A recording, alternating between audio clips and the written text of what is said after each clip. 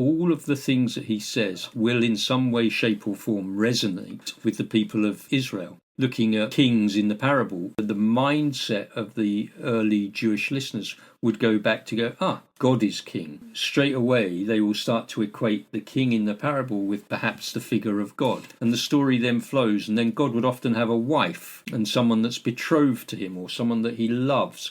And again, this would then resonate with Israel because they see themselves, Israel, as the wife of God.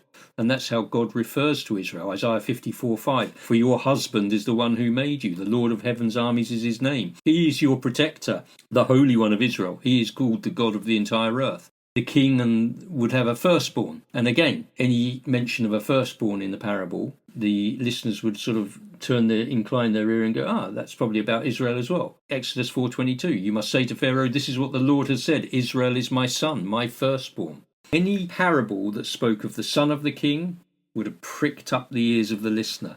They would have tuned themselves in. And we probably hear a story, it doesn't prick our ears up in the same way if we talk about a king, because son of a king's a prince and we're not princes, so we don't naturally equate that to ourselves. But that wasn't their cultural context. But Israel's cultural context would have been that. They were sons of the king. Not only sons of the king, they were the firstborn son of the king. That meant they're the one who got the double blessing. They were betrothed to the king. So everything resonates and spins around it. You look at parables that talk about vineyards. The king may have a vineyard where he's planted all of these fine vines. Well, again, who are the vines? Who is the vineyard? Well, Israel saw themselves as the vineyard of God and saw themselves as the noble vine that God planted. You read about that in Isaiah chapter 5. So you have the Jewish teachers who are steeped in their backgrounds, steeped in their religious and their sort of contemporary cultures, and they are deeply attuned to the scripture and their place in it.